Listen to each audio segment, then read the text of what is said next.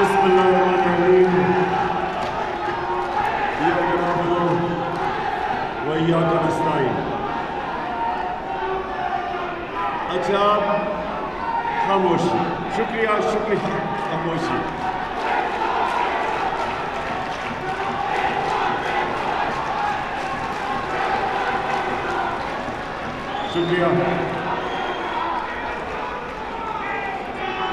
शुक्रिया। बस बस बस।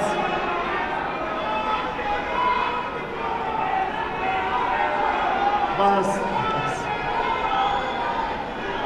शुक्रिया।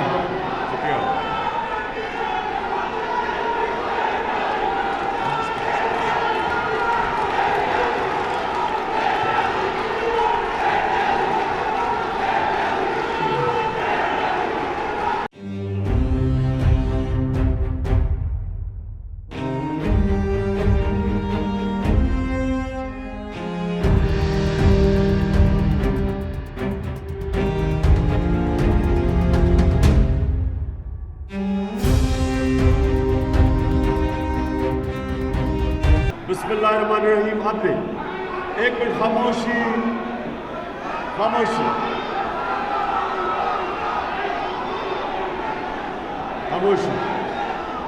अच्छा जी, मैं आज आपके पास खास आया हूं आपकी तैयारी करवाने के लिए। इसलिए बस अब आपने मेरी बात सुननी है, क्योंकि ये ज़रूरी है कि आपको आने वाले दिनों का मैं लाएअमल दूं। पाकिस्तान के लिए ये एक फैसला कुन वक्त है, और मेरे आज जो कारकुन, लाहौर के जो मेरे कारकुन हैं, आपका बहुत अहम रोल आने वाले दिनों में है। इसलिए ज़रूरी है कि आप मेरी आज बात सुनें। सबसे पहले मैं आपको मीनारे पाकिस्तान के जलसे की मुबारक देता हूं।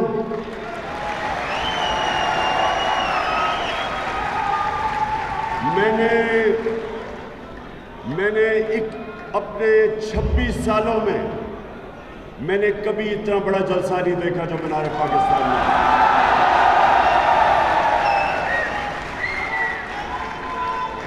दूसरी बात, बस सुने, 27वीं रमज़ान को पाकिस्तान बना था। कल 27वीं रमज़ान है। 27वीं रमज़ान को एक वो मुल्क बरे सगीर में वो मुल्क बना था जिसका नारा था पाकिस्तान का मतलब क्या। तो कल हमने शब दुआ अनाउंस की है। आपने सब ने गौर से मेरी बात सुन लें। आपने अपने महलों गलियों में सारी जगह जाना है और लोगों को शाम को 10 बजे मैं दुआ करूंगा। मेरे साथ होंगे मौलाना तारिक जमील। हम अपने मुल्क के लिए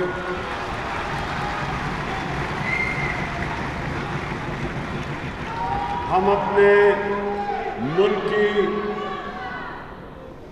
हकीकी आज़ादी के लिए दुआ करेंगे। आज़ादी मिली थी 75 साल पहले, और हकीकी आज़ादी की तहरीक की कामयाबी की दुआ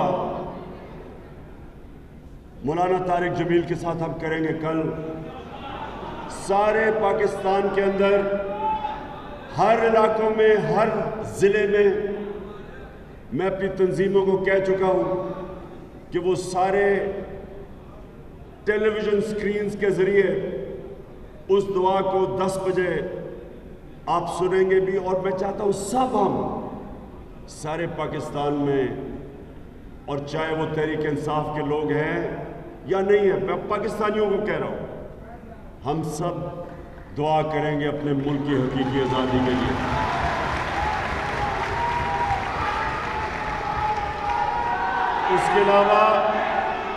اس کے علاوہ بس اس کے علاوہ میں یہ چاہتا ہوں کہ آپ سب جتنے یہاں بیٹھے ہوئے آپ لیڈرز ہو۔ جو لیڈر ہوتا ہے، سنیں، جو لیڈر ہوتا ہے، لیڈر جو ہوتا ہے وہ اپنے عوام کے اندر شعور پیدا کرتا ہے۔ اللہ کے جو سب سے بڑے لیڈرز تھے وہ اللہ کے پیغمبر تھے۔ جو اللہ کے پیغمبر تھے وہ عوام میں نکل کے پیغام اللہ کا لے کے گئے تھے۔ آپ نے بھی بس آپ نے لوگوں کے پاس میرا پیغام لے کے جانا ہے۔ اور پھر سے میں کہہ رہا ہوں، گلیوں میں، محلوں میں آپ نے لوگوں سے تبلیغ کرنی ہے۔ اور وہ پیغام کیا ہے کہ لا الہ الا اللہ کا مطلب کہ اللہ کے سوا انسان کسی کے سامنے نہیں جھکتا۔ لا الہ الا اللہ انسان کو آزاد کر دیتا ہے۔ لا الہ الا اللہ کا مطلب اقبال کا انسان شاہین بن جاتا ہے، وہ اوپر چلا جاتا ہے۔ جو غلام ہوتے ہیں وہ زمین پہ رینگتے ہیں۔ جب آپ لوگوں کے پاس جائیں گے، لوگوں کو آپ نے بتانا ہے کہ ایک ملک کے اوپر سازش کے تحت ایک امپورٹڈ حکومت مسلط کی گئی ہے، جس کا مقصد صرف ایک ہے کہ ہمیں امریکہ فتح کیے بغیر ہمارے اوپر ہمیں کنٹرول کرے گا، انسٹوجز کے ذریعے، یہ بوٹ پالشر کے ذریعے، یہ چیری بلاسم کے ذریعے۔ یہ لوگ یہ کنٹرول کیوں ہوں گے؟ کیونکہ ان کا پیسہ، ان کی جائیداد، بڑے بڑے محلات ان کے ملک سے باہر ہیں، اور یہ اس کی وجہ سے یہ اپنی چوری کے پیسے کو بچانے کے لیے یہ سارے ملک کو غلام بنا دیں گے۔ فیصلے ہمارے ملک کی بہتری کے لیے نہیں کریں گے، اپنے ملک کو قربان کریں گے کسی اور ملک کے فارن پالیسی، ان کے مفادات کے لیے۔ ہم نے جو امریکہ کی جنگ کے اندر شرکت کی تھی، ہمارا جو تب سربراہ تھا ایک ٹیلی فون کال کے اوپر گھٹنے ٹیک گیا۔ 80,000 پاکستانی مارے گئے اس جنگ میں۔ ہمارے ملک کو جو مشکلات کا سامنا کرنا پڑا صرف اس وجہ سے کہ جو ہمارا ملک کا سربراہ تھا اس نے اپنے ملک کی مفادات کے لیے فیصلے نہیں کیے، اپنے ملک کو قربان کیا کسی اور ملک کی فارن پالیسی کے لیے، فائدے کے لیے۔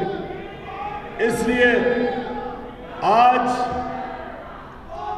جو یہ سازش ہوئی، جو سازش ہوئی، یہ سازش صرف اس لیے ہوئی پاکستان پہ کہ آپ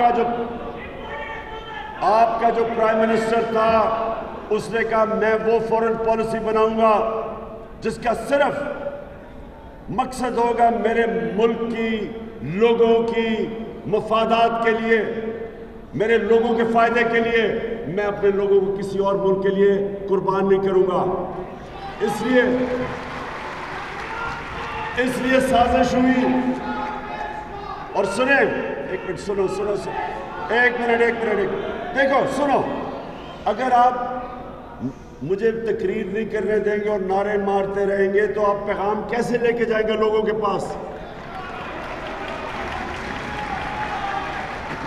اب آپ نے غور سے سننے جو میں نے آپ کو پیغام دینا ہے، کیونکہ میں چاہتا ہوں کہ کم از کم 20 لاکھ لوگ اسلام آباد میں پہنچے جب میں کال دوں گا۔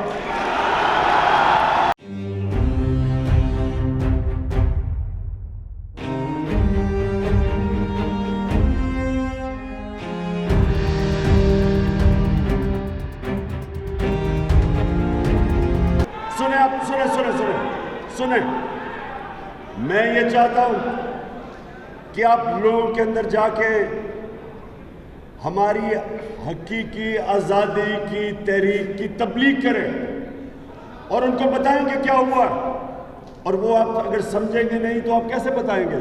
تو ہوا کیا؟ ہوا یہ کہ انہوں نے باہر سازش بنائی، اس کے اندر یہاں کے میر جعفر اور میر صادق کو ساتھ ملایا، ان کے ساتھ مل کے انہوں نے پلان کیا۔ اسی طرح پلان انہوں نے ایران میں 1950 کی دہائی میں بنایا تھا، ان کا بھی ایک آزاد پرائم منسٹر آیا تھا، اس کا نام مصدق تھا، اس نے بھی فیصلہ کیا کہ ایران کا جو تیل ہے اس کا فائدہ ایران کے لوگوں کو ہونا چاہیے، امریکی اور برطانیہ کی کمپنیز کو نہیں ہونا چاہیے۔ انہوں نے اس کو ہٹانے کا، جس کو رجیم چینج کہتے ہیں، پلان بنایا۔ اور وہ کیا پلان تھا؟ سب سے پہلے میڈیا کو پیسہ کھلایا۔ یہ اب سی آئی اے کے پیپرز ڈی کلاسیفائی ہوئے، یہ سب کو پتہ ہے، آپ یہ اب گوگل بھی کریں تو پڑھ سکتے ہیں اس کے اوپر۔ انہوں نے سی آئی اے نے پلان بنایا برطانیہ کی ایجنسی کے ساتھ، اور وہ پلان کیا تھا؟ پہلے میڈیا کے اندر کردار کشی کی جائے ان کے پرائم منسٹر کی، اس کے اوپر ہر قسم کے گندے الزامات لگائے جائیں، پھر اس کے اوپر کیمپین کریں کہ وہ نااہل ہے، وہ قابل نہیں ہے، پھر اس کی جو مصدق کی اپنی پارٹی کے لوگ تھے، جو پارلیمنٹیرینز، ان کو رشوت دی، ان کو توڑنے کی کوشش کی، لوٹا بنانے کی کوشش کی، پھر جو اپوزیشن پارٹیز تھیں ان کو پیسہ دے کے ان کو سڑکوں پہ نکالا، لانگ مارچ، اس طرح کی چیزیں کروائیں، اور پھر پوری سازش جب ہو گئی پھر مداخلت ہوئی۔ تو یہاں بھی پہلے سازش ہوئی، پہلے انہوں نے میڈیا کے اوپر پیسہ چلایا۔ آپ کو پتا ہوگا سارے میڈیا میں کیمپین چل رہی ہے، جی اس سے نااہل حکومت نہیں ہے۔ یہ حکومت کی جو پرفارمنس ہے،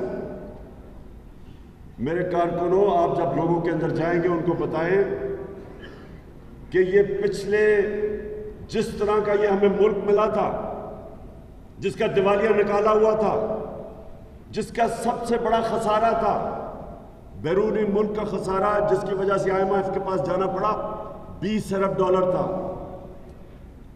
ہمیں بینکرپٹ $10 ارب تھا، ہمیں بینکرپٹ ملک چھوڑ کے گئے، اس کو سنبھالا، اوپر سے کرونا آ گئی۔ دنیا تعریف کرتی ہے کہ وہ 3 ملک تھے جنہوں نے سب سے بہترین طریقے سے کرونا کا مقابلہ کیا، وہ پاکستان تھا۔ اس میں سے نکالا، اور تیسرے سال میں 5.6% ہماری ملک کی گروتھ ریٹ ہوئی، یعنی دولت میں اضافہ ہوا۔ اور جو خسارہ تھا، جو ہمیں یہ تاریخی خسارہ چھوڑ کے گئے تھے، 11 سال میں پاکستان کا سب سے خسارہ سب سے کم خسارہ ہمارے تیسرے سال میں تھا، 11 سالوں میں۔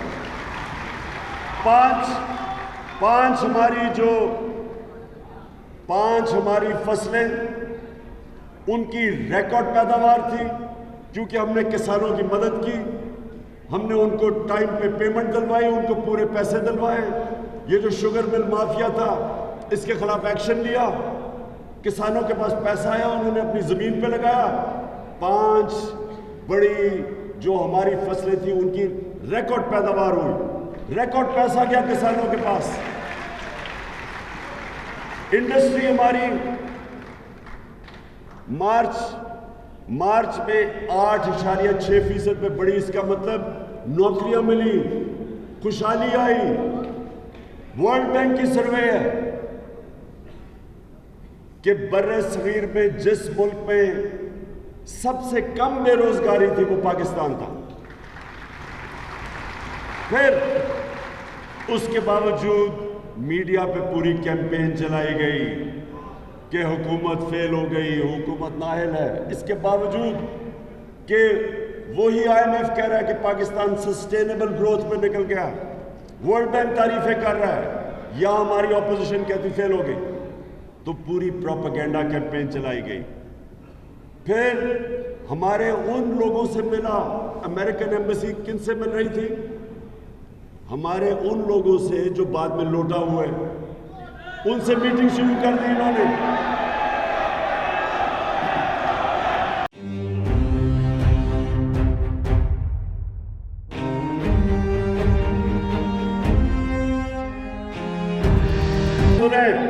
کبھی سنا ایمبیسی میں، ایک منٹ سنو، ایمبیسی میں جب ایمبیسی کے لوگ ملتے ہیں وہ کس لیے ملتے ہیں؟ وہ ملتے ہیں اوہو بس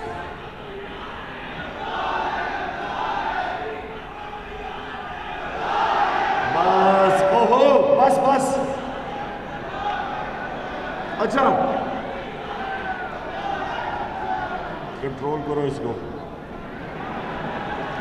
اچھا اب سنیں، ایمبیسی کس طرح کے لوگوں کو ملتی ہے؟ وہ ملتی ہے فورن پالیسی کی بات کرنے کے لیے۔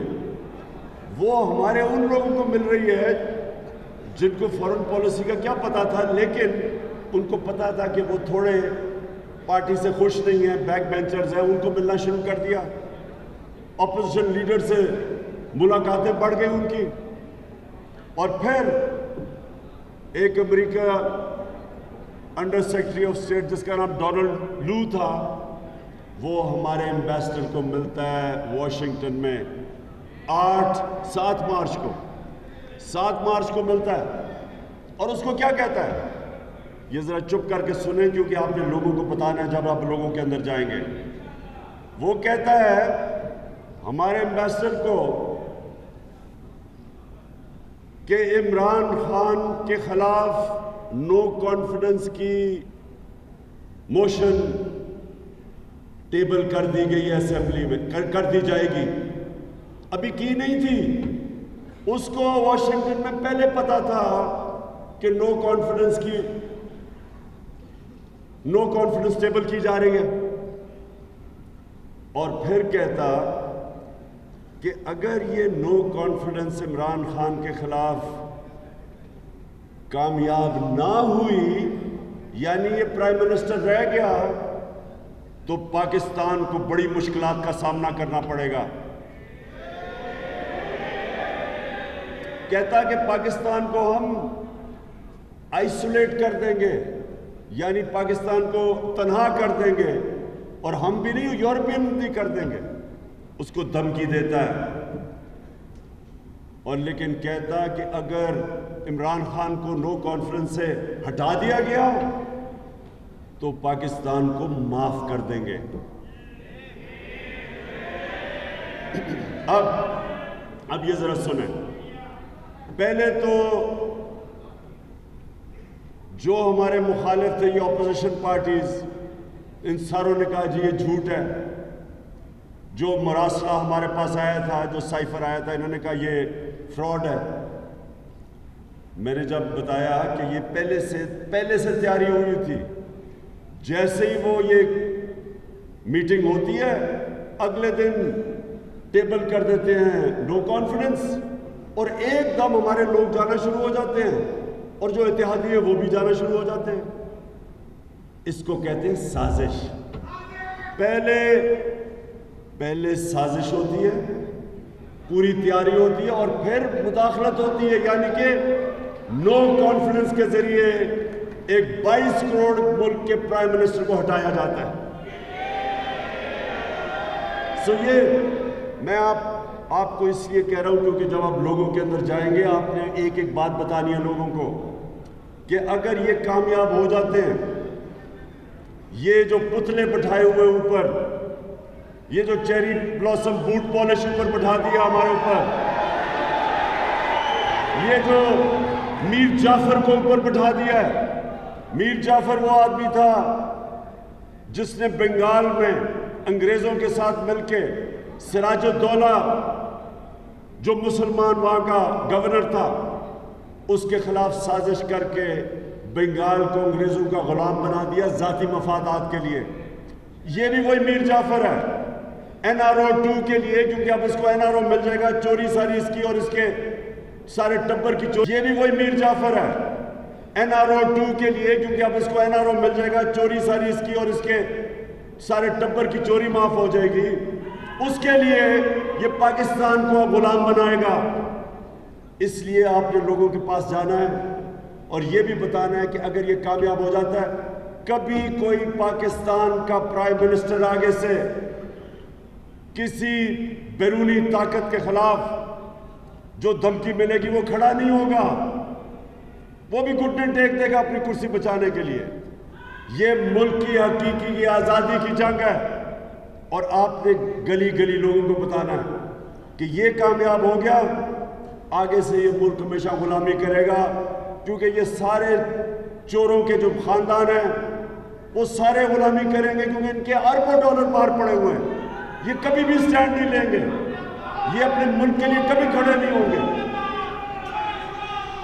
اور دوسری چیز دوسری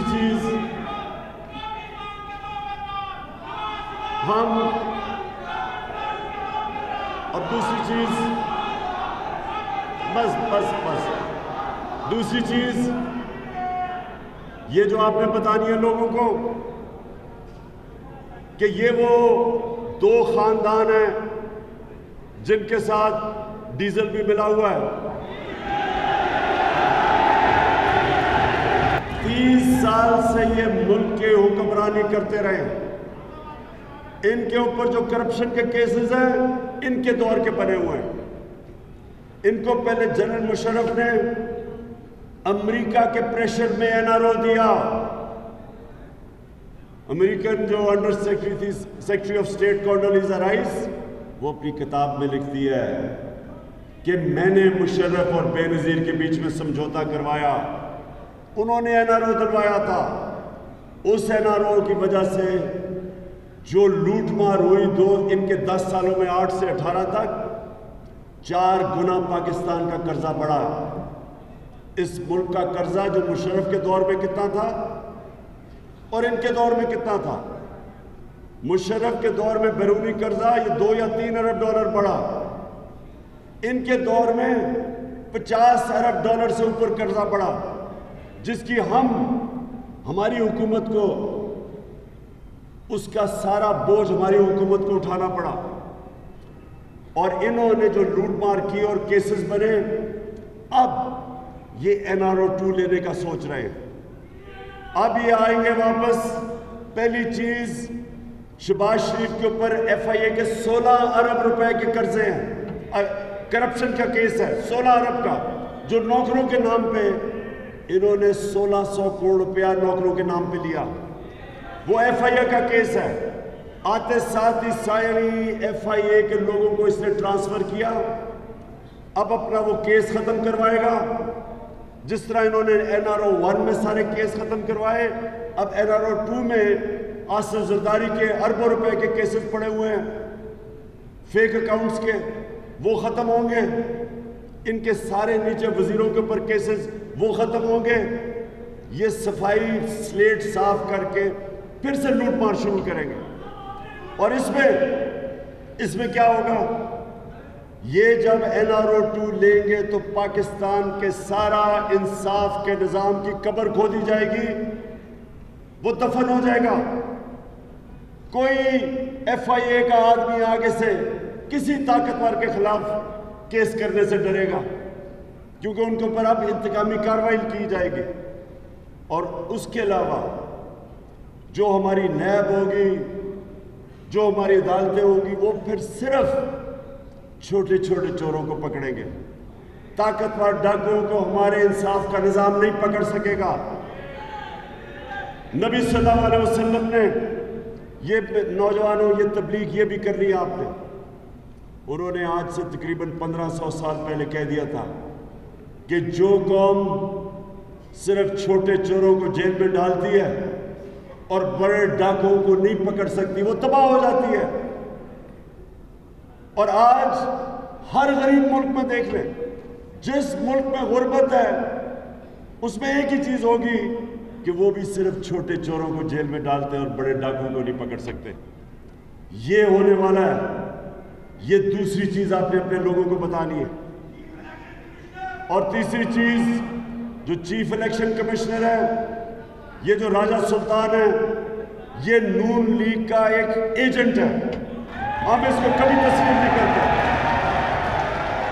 یہ سارے اس کے فیصلے پہلے تو ایجنٹ ہے.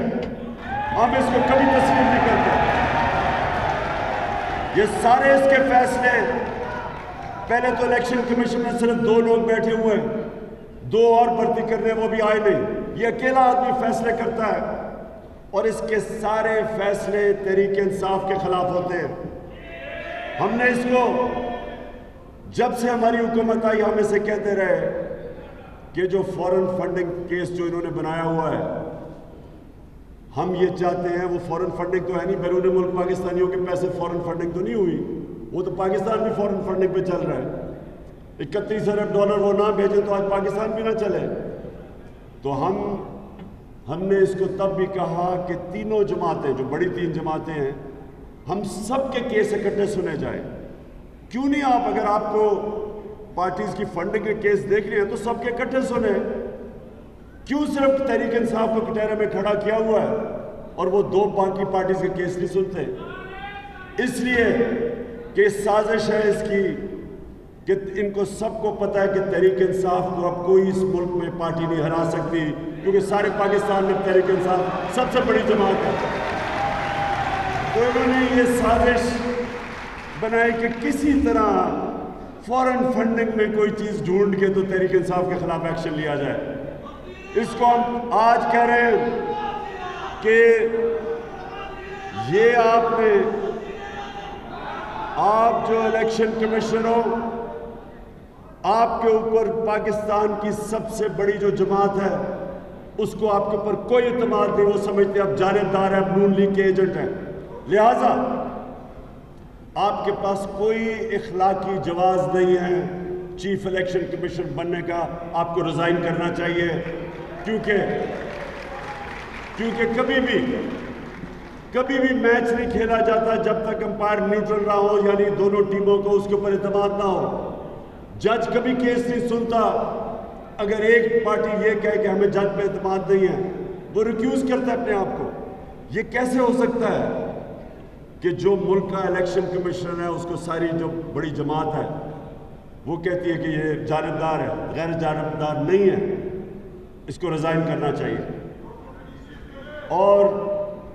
اور سب سے بڑی بات یہ کہ کیا وجہ ہے کہ جو سازش کا حصہ انجانے میں بنے، یہ جو لوگوں نے جو لوٹے بنے، پیسے لے کے اپنے ضمیر بیچے، شاید ان کو نہیں پتا تھا. ہم نے حالانکہ پارلیمنٹ میں ان کو دعوت دی کہ پارلیمنٹ کی سیکیورٹی کمیٹی میں آئے، ہم آپ کو یہ مراسلہ دکھاتے ہیں. وہ ہم نے آج سپریم کورٹ کے چیف جسٹس کو بھی بھیجا ہے، پریزیڈنٹ کے پاس بھی ہے. سب کو پتا ہونا چاہیے کہ اب تو نیشنل سیکیورٹی کاؤنسل کی جو شہباز شریف نے میٹنگ کی اس میں بھی ان کو تسلیم کرنا پڑا کہ یہ مراسلہ جینوئن ہے، یہ فیک نہیں ہے.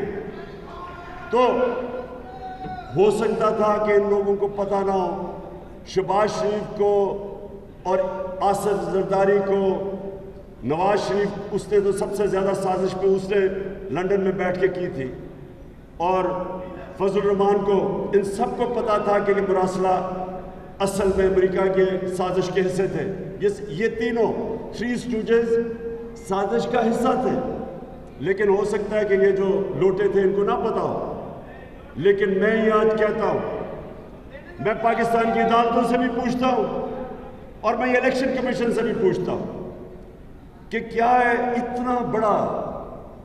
اتنی بڑی سازش ہوئی پاکستان سے، اور یہ لوگوں نے اپنے ضمیر بیچے، 20-25 کروڑ روپے کے لے کے انہوں نے اس سازش کا حصہ بنے. گورنمنٹ کو گرانے میں انہوں نے پورا حصہ لیا. تو کیا پاکستان کا انصاف کا نظام کوئی ان کے اوپر سٹیپ نہیں لے گا؟ کیوں نہیں اس کے اوپر فوری طور پہ ڈے ٹو ڈے ہیئرنگ کی گئی؟ یہ کیا ہم مثال دے رہے ہیں اپنی آنے والی نسلوں کو، اپنے بچوں کو کیا مثال دے رہے ہیں کہ پارلیمنٹ میں وہ لوگ بیٹھے ہوئے ہیں، ایسے لوگ ہیں جو پیسے لے کے اپنے حلقے کے لوگوں سے بھی غداری کرتے ہیں، اپنے ملک سے بھی کرتے ہیں، اپنے آئین سے بھی کرتے ہیں، قانون کی بھی خلاف ورزی کرتے ہیں، ان کے اوپر کوئی ایکشن نہیں لیا جائے گا۔ اور کیوں اتنی دیر لگ رہی ہے؟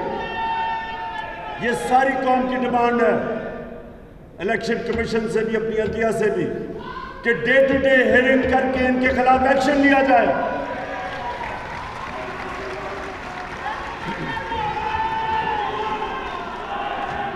اور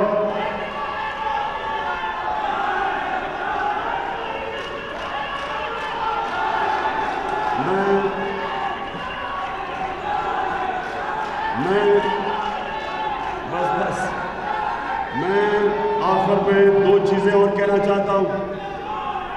میں اس لیے چاہتا ہوں، آپ کی سب کی ذمہ داری ہے، سنیں، ذمہ داری ہے آپ کی، کہ آپ نے اب سے آپ نے کوئی ریسٹ نہیں کرنا، آپ نے تبلیغ کرنی ہے، اپنے علاقوں میں جانا ہے۔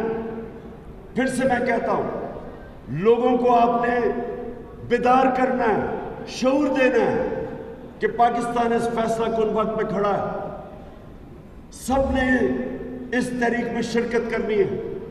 یہ شرکت ہے پاکستان کے مستقبل کی، اور میں آپ سب کو آج یہ کہنا چاہتا ہوں کہ آپ کے لیے کوئی ریسٹ نہیں ہے۔ عید والے دن بھی عید بھی ملے۔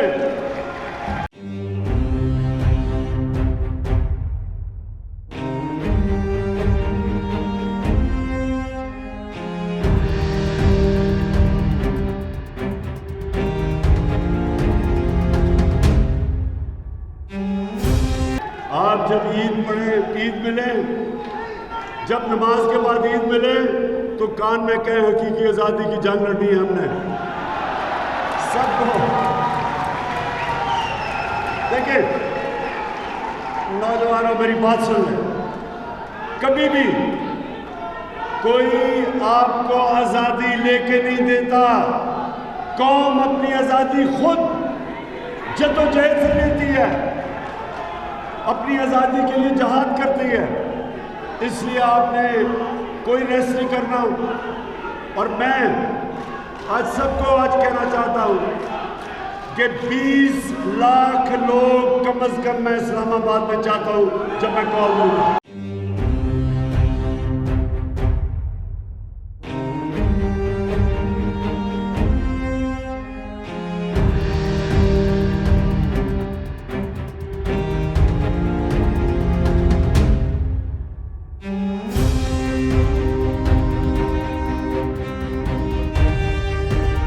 انشاءاللہ ہر شہر جاؤں گا، پاکستان ہر شہر میں جاؤں گا، اپنے لوگوں کو تیار کروں گا اسلام آباد کے لیے۔ میں پرسوں ملتان جا رہا ہوں، عید کی چھٹیوں کے بعد پھر میں نکل جاؤں گا، سارے پاکستان جاؤں گا، اپنے لوگوں کو تیار کروں گا اس حقیقی آزادی کی جنگ کے لیے۔ اور میں آخر میں آج اپنی میڈیا کے لوگوں سے پوچھنا چاہتا ہوں، اپنے لبرل جو کہ میڈیا کی آزادی کی بات کرتے ہیں ان سے پوچھنا چاہتا ہوں کہ کیا ہمارے زمانے میں کبھی اس طرح کا میڈیا بلیک آؤٹ ہوا جو آج تحریک انصاف سے ہو رہا ہے؟ کیا اب آزادی رائے کدھر گئی؟ کدھر گئی آزادی؟ میڈیا کدھر گیا؟ ہمارے زمانے میں 80% جو پروگرامز ہوتے تھے وہ ہماری گورنمنٹ کے خلاف ہوتے تھے۔ آج کیوں میڈیا کا بلیک آؤٹ کر دیا ہے؟ آج سوائے ARY کو میں آج خاص ARY کے لیے کہتا ہوں،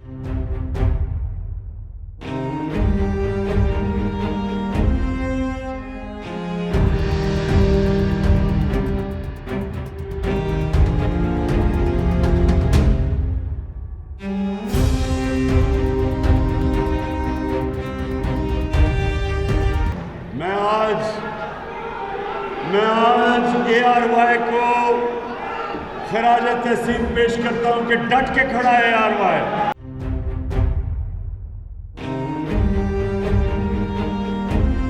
باقی بھی میں 3 چینلز وہ بھی کھڑی ہو رہی ہے، لیکن میں دیکھوں گا پھر ان کو بھی عوام کے اندر ان کو بھی خراج تحسین پیش کروں گا 3 اور چینلز کو۔ لیکن باقی چینل سے میں پوچھنا چاہتا ہوں کہ کون آپ کو دھمکی دے رہا ہے کہ تحریک انصاف کو بلیک آؤٹ کرو، اور کدھر ہیں وہ لبرل جو ہمیشہ کہتے تھے جی کہ آزادی صحافت اور آزادی رائے؟ میں آج صرف آپ سے سوال پوچھتا ہوں، اور کارکنوں انشاءاللہ آپ سے ملاقات ہوگی اسلام آباد میں۔ پاکستان زندہ باد۔